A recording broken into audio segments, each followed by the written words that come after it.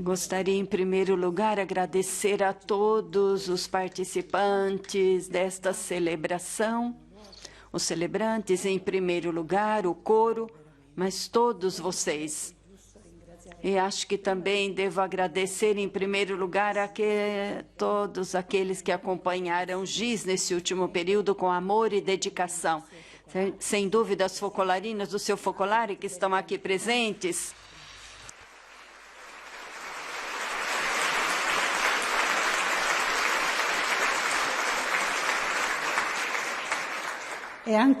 Agradecer também todos aqueles que rezaram. Ela foi acompanhada com um amor infinito, uma dedicação fraterna, todos atentos às suas necessidades. Obrigada a todos de coração. Uma focolarina vendo GIS no caixão nesses dias disse: que pequena que é e que grande. Vamos tentar dizer alguma coisa desta pequena, grande mulher. GIS era a terceira de 3 irmãs. Depois de Lívia e Gineta, veio Gisela, que Chiara chamou de GIS. Nasceu em Laves, Trento. O pai era empregado na estação ferroviária. A educação, essencialmente religiosa, que recebeu em família e na escola, transmitiu-lhes um profundo senso dos valores de honestidade e retidão moral. Habitavam na periferia e, para chegar à escola, deviam caminhar 2 quilômetros. Mas não tinha sol ou vento ou neve, chuva que fossem um impedimento para chegarem atrasadas às aulas e nas lições de costura que frequentavam com as irmãs, às quintas-feiras, dia livre da escola. O mesmo dinamismo animava também a vida delas em casa. A mãe sabia fazer de tudo e desejava que fosse assim também para suas filhas, mas naturalmente não lhes faltava o tempo para se dedicarem às brincadeiras próprias da idade e nutrir uma paixão pela liberdade que às vezes comportava lições que somente a vida sabe ensinar. Como aquela vez que Gineta, GIS e uma colega, de comum acordo, fizeram uma aventura. Irem sozinhas a pé até a cidade, onde as luzes das vitrines estimulavam muito a imaginação delas. Entardeceu rapidamente e, percebendo que não conseguiriam voltar antes do anoitecer, arriscaram parar um carro e pedir ao motorista o favor de dar-lhes uma carona. Já era noite quando bateram à porta de casa. Lívia, a irmã mais velha, veio abrir e aconselhou-as a não entrarem. A mãe estava muito zangada e disse que permaneçam fora, como estiveram até agora, e ainda mais sem jantar. Assim aprende a não fazer essas bobagens. Ficaram no depósito atrás da casa, onde encontraram uma cama e um colchão velho. Foram acordadas por Lívia logo depois que as convidou a entrar em casa, porque a mãe as tinha perdoado. A morte do pai, depois de uma breve enfermidade, fez com que as 2 irmãs amadurecessem rapidamente. Ficaram sem nenhum sustentamento, mas a mãe, ótima trabalhadora, soube levar em frente a família. Tiveram que deixar a casa concedida aos trabalhadores das ferrovias e encontrar uma moradia na periferia de Trento, em frente ao santuário de Nossa Senhora dell'Elaste. Mas chegou outro golpe para GIS. Ela precisou ser internada em um sanatório por uma forma grave de tuberculose. Foram meses difíceis, lembra GIS. Eu estava muito mal e pensei que fosse morrer. Mas depois entendi. O Senhor iniciava o seu trabalho, me preparava. Enquanto isso, depois de concluir os estudos com muito sacrifício, iniciaram as primeiras experiências de trabalho. Há pouco tinha explodido a guerra. quando Ginetta recebeu uma original e vantajosa proposta de um rico proprietário de terras, um conde, que precisava de um administrador para suas propriedades. Sem hesitação, Ginetta deixou o seu trabalho anterior e se transferiu para San Donà di Piave, localidade da região vêneta, em um casarão nobre, onde recebia um tratamento particular. De fato, participava de tudo da vida da família, fazia refeições na mesma mesa, ricamente preparada. Os empregadores a estimaram tanto que aceitaram de bom grado que também Gis viesse ajudar Ginetta no trabalho. Além da administração da empresa, em prática deviam substituir o proprietário em todos os afazeres do campo, ocupando-se até mesmo da produção. Brevemente, a contribuição delas torna-se tão importante e insubstituível que lhes prometeram residência e propriedades, desde que elas se comprometessem a permanecer com eles. Tudo parecia seguir em frente muito bem, um futuro tranquilo estava garantido. Mas o contraste entre as condições de vida dos camponeses e dos assalariados e as dependências do conde não podiam mais deixá-las indiferentes. Começaram a olhar de modo diferente aquele modelo de sociedade. Aos poucos, a admiração pela casa onde habitavam substituiu-se pela aversão por aquela vida sem sentido. Todavia, podiam fazer muito pouco. Deste modo, pegavam às escondidas o quanto podiam da mesa dos patrões para distribuir aos camponeses e quem já tinham conquistado a confiança. Enquanto isso, a guerra começava a aproximar-se. No dia 2 de setembro de 1943, houve o primeiro bombardeio em Trento. A preocupação com a mãe e a irmã mais velha não lhes dava paz.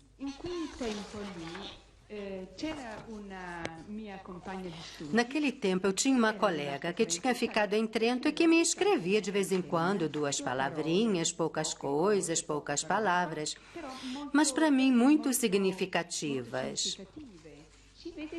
Creio que ele estava me olhando. Uma vez ela me escreveu: aquilo que conta é só Deus, só Ele conta na vida. O resto é nada. Estas palavras eu as li assim, como eram, mas me deixavam pensativa. O ambiente no qual vivíamos era um ambiente muito rico, deslumbrante, e nós vivíamos realmente lado a lado com eles. Comíamos na mesma mesa, ficávamos do lado direito do conde, e de vez em quando chegava alguma palavra deste tipo, aquilo que vale a Deus, até que aquelas palavras abriam cada vez mais espaço na minha alma. Um dia, depois da missa, tinha um rio que passava ali perto. Eu me sentei na sua margem e, de certo modo, me senti como se fosse chamada.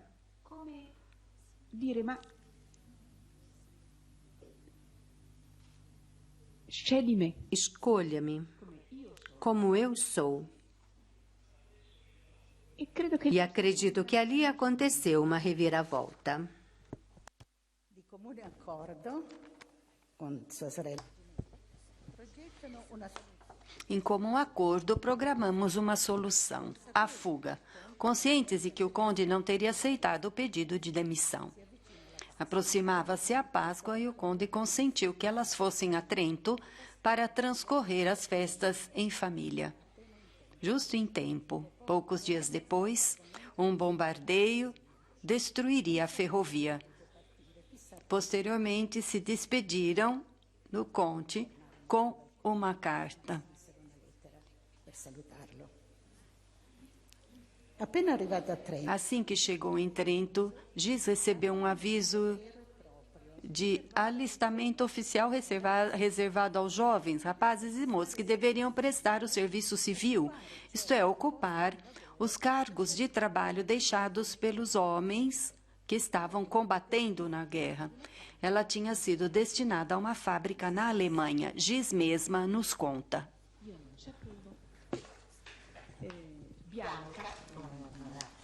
Eu não sabia que Bianca, uma pessoa que conhecia Chiara, trabalhava no escritório de colocação, onde controlavam quem estava desempregado e também controlava se havia alguém desempregado para que convocassem. E eu era uma dessas convocadas. Porém, Chiara tinha dito: olhe, Bianca, você deve fazer de tudo, qualquer coisa, mas de Trento não deve partir nenhuma moça para servir as tropas alemãs na Alemanha. E provavelmente Bianca encontrou meu nome, bloqueou toda a minha documentação e no mesmo dia recebi esta carta dizendo que não era necessário mais que eu partisse. Mais tarde, Giz compreenderá que por trás de todas aquelas circunstâncias havia a mão sábia de Deus que conduzia as coisas, fazendo de modo que ela permanecesse em Trento. Não se passaram muitos dias que aconteceu o encontro dela com Chiara. De fato, Giz logo tinha entrado em contato com a sua colega que lhe escreveu quando estava em San Donato di Piave. Quando vai me apresentar aquela moça da qual tinha me falado? O encontro com Chiara, ela recorda, aconteceu na Praça Veneza, em pleno centro. Foi uma breve apresentação. Trocamos poucas palavras, não lembro. Mas não eram as palavras o importante, era a luz de Jesus nela que me raptou. Eu tinha um noivo e lhe escrevi: não é por um outro homem que lhe deixo, mas por Deus. Desde então, para Giz, cada ocasião era boa para encontrar-se com Chiara. Sua vida mudou totalmente. Era uma descoberta sempre nova do Evangelho, que Chiara levava consigo nos abrigos antiaéreos. As suas eram palavras de fogo, palavras que mudavam circunstâncias, ambientes, pessoas, tudo. Não havia dificuldades, cansaço, não havia impedimentos de nenhum tipo. Depois do bombardeio de Trento, em maio de 1944, o dia de estrelas e lágrimas, Giz e Gineta procuraram uma acomodação segura para a mãe em outra cidadezinha nas montanhas. Enquanto isso, Giz encontrou trabalho, mas o seu coração estava lá, naquela casa da Praça dos Capuchinhos. Eu morava a alguns quilômetros de distância, ela recorda, e o caminho era todo em subida. Acordava-me de manhã às 5 para ir à missa das 7 com Chiara, antes de ir para o trabalho. Depois, correndo, no intervalo de meio-dia, voltava para a Praça dos Capuchinhos, sem dizer nada às minhas irmãs, nem mesmo Gineta sabia. Uma manhã, depois de tê-la visto diversas vezes para cima e para baixo, sem um momento de trégua, Gineta lhe perguntou a queima-roupa: mas para onde é que você vai? Olhe, respondeu-lhe Giz, nem mesmo eu sei lhe dizer, o melhor seria que você também viesse. Gineta não a deixou repetir 2 vezes e a seguiu. Ela viu e entendeu. Não lembro que nos dissemos muitas palavras. Sem dizê-las, éramos uma coisa só. Tínhamos escolhido Deus, distintamente e ao mesmo tempo juntas. Giz conta, na Praça dos Capuchinhos tudo era incomum. Existia guerra, faltavam tantos bens de primeira necessidade, eu não podia pensar que faltasse alguma coisa a Chiara e as outras focolarinas que estavam com ela. A minha família possuía um campo que produziu uma fruta boa e verdura a cerca de 15 quilômetros de Trento, mas como fazer para ir colher as frutas?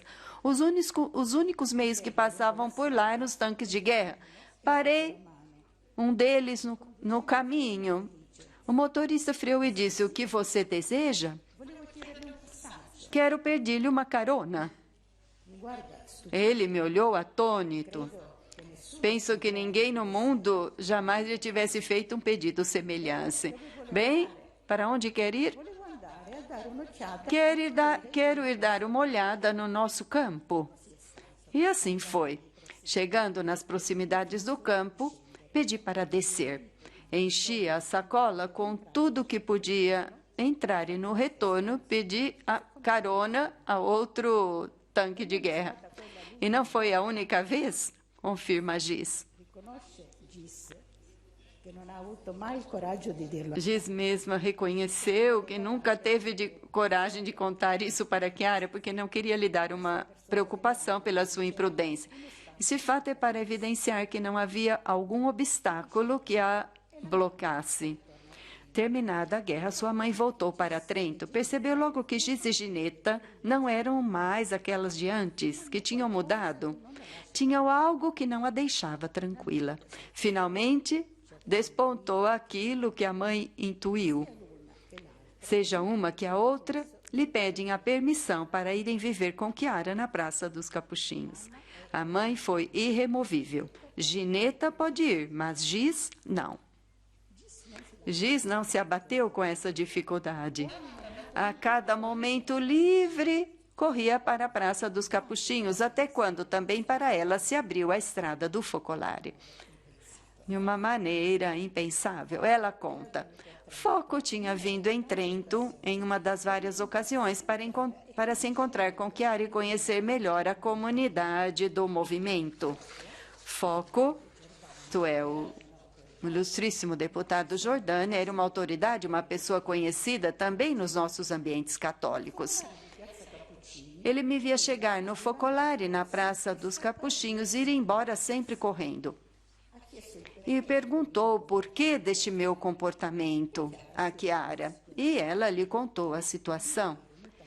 Ali Foco teve uma ideia, certamente uma inspiração. Pegou papel e caneta, papel timbrado da Câmara dos Deputados, e me escreveu uma carta. Era o dia 23 de outubro de 1949. Gentil senhora, lembro-me com prazer do nosso breve encontro, do qual percebi a sua delicadeza de espírito e a sua sólida cultura. Por isso, pensei por longo tempo e decidi propor-lhe de vir a Roma como minha secretária.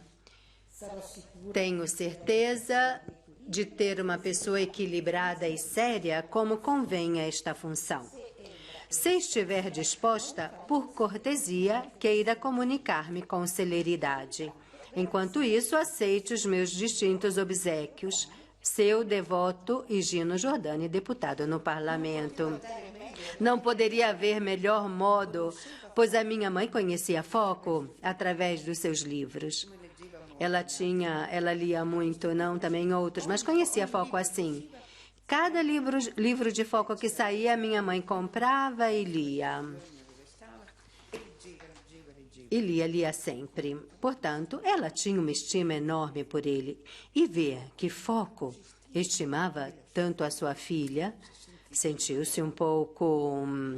Assim, deu-me a permissão para partir. Desde que eu não fosse morar com as focolarinas.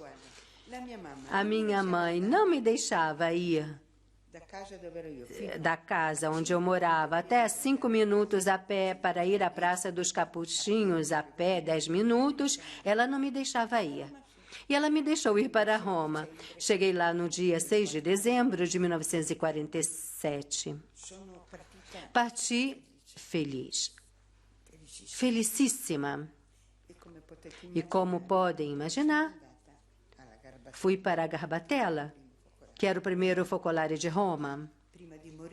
Antes de morrer, porém, a minha mãe me deu a sua bênção, dizendo-me: se eu renascesse, seguiria Chiara. Portanto, eu recebi a sua bênção. Estas palavras, para mim, foram como a sua aprovação da minha vocação. Depois da primeira viagem, em fevereiro de 1947, o encontro com Foco em Montecitorio, em 1948, as vindas de Chiara a Roma se intensificaram, de tal modo que se viu a necessidade de encontrar algum alojamento mais estável, mas os aluguéis eram muito altos. Só depois do verão de 1949, quando voltaram para Roma, um jovem professor, Salvino Alicó, e a sua irmã Estela, uma atriz, ofereceram às focolarinas um apartamento. Podem ocupá-lo sem pagar aluguel. Havia 3 quartos, situado no bairro popular da Garbatella, próximo à Catedral de São Paulo, fora dos muros. E, finalmente, em dezembro de 1949, na Praça Oderico da Pordenone, número 1, interno 4, nasceu o primeiro focolare da capital, com Chiara, Josi, Graziella e Marilém. Presentes também, mesmo se de modo não permanente, Lia e Vale, que viajavam sempre para Rovereto. Justamente naquele momento chegou o Giz. O focolare da Garbatella tornou-se logo um verdadeiro ponto de atração para muitas pessoas. Chegavam jovens e menos jovens, seminaristas, sacerdotes, senhores e senhoras da burguesia romana, e não raramente parlamentares, amigos do ilustríssimo Giordani, todos atraídos pelo ideal que Chiara e suas companheiras doavam generosamente. Nem mesmo na hora do jantar o apartamento ficava vazio, e assim se aumentava a sopa com água e sal até que fosse suficiente para todos. O ideal da unidade começou a difundir-se em muitas localidades. Muitas vezes de Roma, as focolarinas viajavam de cima para baixo pela península, conta Giz. Quando Chiara me mandava na França, na região do Piemonte ou para a Sicília, antes de partir de Roma, eu escrevia as cartas para minha mãe, que alguma focolarina se encarregava de enviar a Trento, porque a mãe não sabia que, enquanto isso, eu tinha entrado no focolare. Posso dizer que o focolare eu o conquistei. Igualmente valiosa foi a colaboração de Giz ao lado de Foco. Também lá, as propostas legislativas a serem examinadas entre as mais variadas incumbências que a vida de um parlamentar exige, Foco e Giz querem garantir, antes de tudo, que a presença de Jesus entre eles seja constante, para guiar cada passo. Por isso, de acordo com Chiara, toda semana, a turno, trocavam entre si a tarefa de serem responsável pela unidade. Portanto, de Giz, como primeira coisa, tínhamos Jesus entre nós. Depois fazíamos todo o trabalho, tanto que Foco me levava consigo à Câmara dos Deputados. Deste modo, tive a oportunidade de conhecer vários parlamentares que, me vendo com Gino Giordani, tinham, por mim, todo o respeito. Entre as funções de Giz ao lado de Foco, havia aquela de secretária da redação da revista La Via. Giz, praticamente desde então, viveu quase sempre ao lado de Chiara, no seu focolare. Nos primeiros tempos, foi responsável pelo movimento em vários centros da Itália, Trento, Roma, Milão, Florença, levando e sustentando o início de várias regiões italianas, levando para frente essas regiões, e por vários anos foi responsável pela seção dos focolarinos. O que dizer da minha vida com Chiara é muito simples, límpida, profunda. Vivi com ela muitos anos e também com alguns intervalos, porque estive em várias regiões. Tenho a impressão de não possuir nada, de ter me transferido nela. Tudo aquilo que é seu é meu. Tudo aquilo que é meu é seu, exceto, naturalmente, o que não correspondia. É claro, aquilo era meu. A vida com Chiara é profundíssima e simplicíssima. O sobrenatural é natural. Chiara é a pessoa mais normal que exista na Terra e a mais sobrenatural. Chiara mesma, em um trecho do seu diário de 26 de maio de 1971, descreve, com algumas pinceladas, a vida com as focolarinas do seu focolare, inclusive Giz. Chiara diz: o eu importa bem pouco para elas. Elas sofrem pela obra, por todas as suas realidades e vivem por ela, realmente. Quando quero verificar se a minha é uma inspiração, se uma palestra que devo fazer a qualquer grupo, ou se devo corrigir um artigo num determinado ponto ou outro, se devo desenvolver o assunto ou tirar alguma coisa, eu leio para elas, depois de ter renovado Jesus no meio, e lhes peço o vazio total de pensamento. Elas o fazem, e eu sinto que a voz de Jesus dentro de mim cresce, e que ele me diz: aqui está bom, esta parte está longa, explique melhor essa outra parte. Leio novamente o texto para elas, e está como todas nós desejamos, para a alegria de todas. Somente no céu saberemos plenamente a vida do focolare que Chiara viveu com Giz e as outras primeiras focolarinas. Em 2002, Chiara compartilhou um trecho do seu diário que faz intuir a preciosidade desta experiência.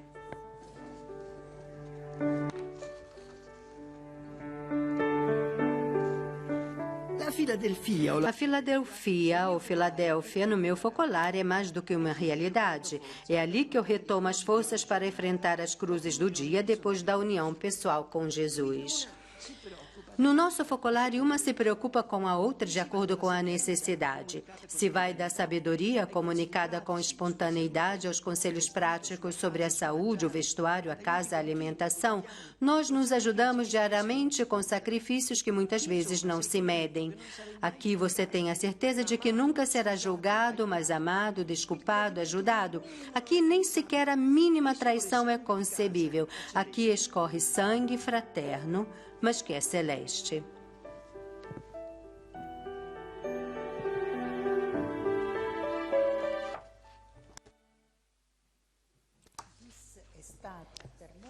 Por muitos anos, Giz foi a mais estreita colaboradora de Chiara. Gabri Falacara, que conheceu Giz em Florença no início da década de 1950, lembra: do seu pequeno escritório, ela começava a telefonar desde as 7 horas da manhã, às vezes até antes, a todas as pessoas a ela coligadas. Tecia uma rede de amor imediato e incisivo, abrangentes. Giz dava a máxima confiança, dava dignidade ao sobrenatural que havia em nós, isto é, aquele tanto de evangelho de unidade vivido. Uma vez colocávamos nas condições mais favoráveis para entender interiormente aquilo que o carisma, dia após dia, pedia para Chiara e para nós. Podíamos ser responsáveis regionais ou de um centro, tínhamos a possibilidade de ter a mesma dimensão. Não havia diferença em estar no centro ou numa região distante. Uma vez encontrava-me em dificuldade para chegar ao centro da obra. Tinha quebrado uma perna e estava sem meio de transporte. Ela me disse pelo telefone: venha, vem. De ambulância, de avião, de táxi, de carro de mão, mas venha. Ela me fez rir, mas me fez ir, para que eu pudesse saborear aquele momento de fundação da obra. Nestes últimos anos, não havia mais nada para fundar, a obra já estava construída, mas a sua missão de amar não tinha se concluído.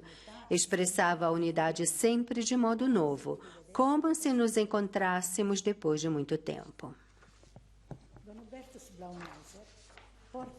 Padre Hubertus Blaumeiser traz esculpido na mente um pequeno episódio que tinha o gosto de uma entrega indelével.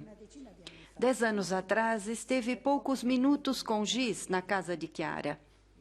Ela se colocou na sua frente e com solenidade disse: entendi que para estar unida a Chiara, devo ter somente Jesus abandonado. Um aspecto que sempre impressionava em Giz era a sua docilidade à vontade de Deus. Procurou vivê-la durante toda a sua vida. Esse seu empenho veio particularmente em evidência após a morte de Chiara. Se antes tinha vivido por Chiara, com a sua personalidade bem convicta e determinada, após a sua morte, Giz vivia o encontro com cada pessoa da obra, como se tivesse Chiara diante de si. Aqueles que a cumprimentavam, mesmo que rapidamente, nos últimos anos, e os testemunhos são inumeráveis, encontravam-se diante de uma fonte de afeto, calor, ternura. Nas suas saudações não faltavam sabedoria e simpatia. A sua palavra expressava e conduzia a Chiara para além das capacidades cognitivas do último período. Era evidente quanto e como Giz vivia somente para ter Jesus em meio, e nele reencontrava a presença de Chiara. No período da primavera do ano passado, uma grave forma de tumor atingiu Giz, que viveu este novo capítulo da sua vida, permanecendo com o seu timbre característico enraizada profundamente na vontade de Deus. E quando, nos primeiros dias de julho, houve um agravamento da saúde e parecia que tinha chegado o momento da morte, alguns dias ou horas, ela melhorou. Mas, muitas vezes, da metade de julho para cá, parecia que estava chegando a hora de levantar voo, mas melhorava todas as vezes, causando muita surpresa, a começar pela equipe médica. Os seus olhos refletiam o céu, e a sua nova função era a de estabelecer uma ponte entre o seu quarto e o paraíso. Se nos anos vividos ao lado de Chiara ela procurou imitar Jesus abandonado e Maria desolada, renegando-se a si mesma, para ser a vontade, o pensamento, o coração, os braços da fundadora para os membros da obra, nesses últimos meses Giz testemunhou quanto estava enraizada nessa realidade, porque se tornaram o seu ser, e quanto continuava a gerar a obra ali daquele leito. O seu focolare se tornou meta contínua de visitas de muitíssimas pessoas. Doava a todos um olhar, uma palavra, um sorriso. Gabriela Bighignoli conta. Eu lhe disse que todos devemos nos fazer santos aos poucos. Ela olhou-me de um modo interrogativo. Então eu disse... Mas diz, devemos correr, fazermos-nos santos correndo, e ela soletrando. Correr. Repetiu-me isso 5 ou 6 vezes. Todas as quintas-feiras, os gen do centro iam cantar na missa. Uma vez, Jesus cumprimentou com grande força de expressão, entregando um mandato, um testamento. Ide por todo o mundo. Mas vamos nos aproximar daquele quarto na ponta dos pés e escutar as confidências feitas às focolarinas do seu focolare. 13 de julho. Vou encontrar Chiara. Vocês me amaram muito.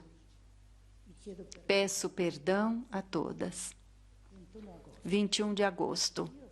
Estou realmente pronta. Jesus abandonado sabe agora o que deve fazer. Quero ir encontrá-lo e basta. 6 de setembro. Não consigo morrer porque o meu corpo não me acompanha. 7 de setembro. Perguntam para ela, você gostaria de ir para o paraíso? E ela, não consigo. Em dezembro. Estou esperando Jesus. Que Jesus venha ao meu coração. Jesus pode vir em todos os momentos. 18 de dezembro. Giz, tenhamos Jesus no meio. E ela, Jesus no meio não é algo pequeno, é tudo. Em janeiro, diz: você cumprimentou muitas pessoas, agora repouse. E ela disse: cumprimentei e amei. A fé de Giz era inabalável. Palmira, uma das primeiras companheiras de Chiara, disse: fazem 70 anos que conheço Giz e sempre compartilhei com ela o meu trabalho pela obra. Giz é realmente a atuação da sua palavra de vida. Homens de pouca fé, por que duvidam? Eu pude testemunhar que Giz deu tudo de si até o fim para que Chiara continuasse vivendo hoje no movimento. Ela me deu uma grande lição de essencialidade, de radicalismo, de confiança nos desígnios de Deus, de unidade com todos. Permaneçamos com ela, um só coração e uma só alma. Agradecidos pelo seu exemplo de fidelidade heróica ao seu desígnio. E vamos deixá-la nos dizer uma última palavra. A meu ver, ele é a nossa possibilidade de sermos um. Jesus no meio nos faz um. Devemos viver essa realidade. Eu a vivo, portanto, por onde vamos, devemos levar essa realidade. E assim encontraremos e seremos felizes.